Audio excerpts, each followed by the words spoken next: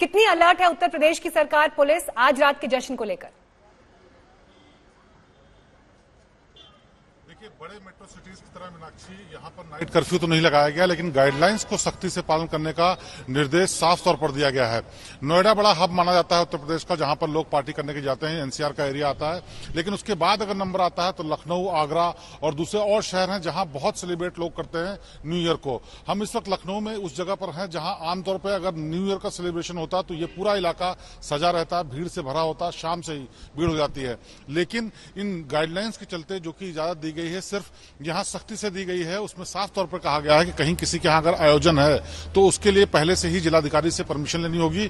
100 से ज्यादा लोग इकट्ठा नहीं हो सकते अंदर, और 50% कैपेसिटी ही होनी चाहिए, वो अगर ओपन स्पेस है तब। और अदरवाइज अगर अंदर कोई इंडोर कोई इवेंट है, कोई सेलिब्रेशन हो रहा है, तो उसके अंदर भी कोविड का पूरा पालन होना होगा और 50% लोग ही अलाउड होंगे। और इसी के चलते जो तमाम लखनऊ के ज्यादातर लोग हैं वो दिन में ही सेलिब्रेट करना चाहते हैं, और जो रेस्टोरेंट्स और जो बड़े बड़े पब्स और इलाके हैं वहां पर कोविड गाइडलाइंस को ध्यान में रखते हुए बहुत सारी चीजें साफ तौर पर लोगों के लिए बताई गई। मैं आपको दिखाना चाहूंगा, यहाँ पर एक जो क्लब है जहां पर आमतौर पर बहुत भीड़ होती थी, वहां लगाया गया है किस तरह से अगर किसी को आना है तो temperature check, mask compulsory, hand sanitiser, kitchen hygiene के बारे में और सोशल डिस्टेंसिंग या और तमाम दूसरी चीजों के बारे में बताया गया है। और इसके लिए जितने भी जिले हैं, जो भी हैपनिंग रहते हैं, जहां पर ज्यादातर लोग सेलिब्रेट करते हैं, उन जगहों पर जिलाधिकारियों को शासन की तरफ से साफ निर्देश दिए गए हैं कि किस तरह से उनको कोविड के नियमों का पालन करवाना है। इसीलिए इस बार जो भीड़ है, वो जो शाम को भीड़ निकलनी थी, यहाँ हजरतगंज इलाका है जहां पर रात में लोग गैदर होकर के तमाम क्लब्स में जाते थे और सेलिब्रेट करते थे, उन लोगों को रोकने के लिए बैरिकेडिंग भी की गई है और सादी वर्दी में पुलिस भी रहेगी, जिससे कि अगर कोई ऐसा न पालन करता हुआ मिले तो उसके खिलाफ एक्शन भी हो सके। और ऐसा ही हाल यूपी के तमाम उन बड़े जिलों में है जहां पर आज के दिन लोग बड़ा सेलिब्रेट करते थे। हालांकि सरकार ने सख्ती करने की बात नहीं कही, लेकिन निर्देशों का पूरी तरीके से पालन करवाए जाने के लिए ये जरूर कहा है कि किसी भी हालत में सोशल डिस्टेंसिंग और नियमों का पालन। और इसीलिए हम भी देखिए शिवेन बार बार कह रहे हैं कि सोच समझकर ही घरों से बाहर निकले लोग, और हाउस पार्टीज हालांकि बेस्ट तरीका है।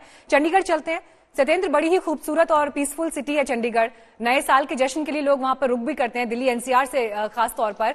लेकिन आज के रात कैसे लोग जश्न मना पाएंगे, क्या लोगों को गाइडलाइंस दी गई है? देखिए मीनाक्षी, सबसे पहले तो मैं आपको बता दूं कि चंडीगढ़ से शिमला की दूरी 3.5 घंटे की है और आसमान में बादल छाए हुए हैं, हर किसी को मौसम पता चल जाता है। तो भीड़ यहां से पहाड़ों की तरफ चली गई है, क्योंकि वहां पर बर्फबारी होने के पूरे आसार हैं।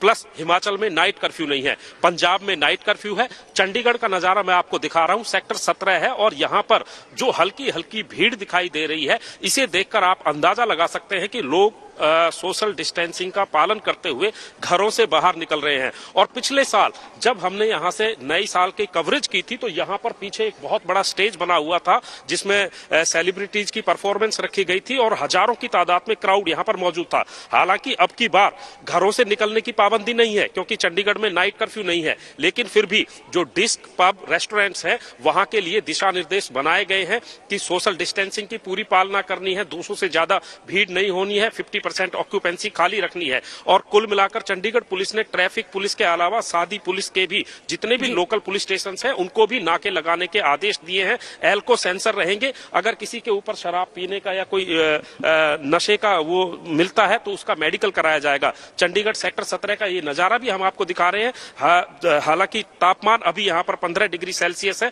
लेकिन बावजूद इसके लोग घरों से बाहर निकल रहे हैं। और इससे ज्यादा भीड़ जो है हिमाचल की वादियों में गई हुई है, जहां पर बर्फबारी होने के पूरा अंदेशा है।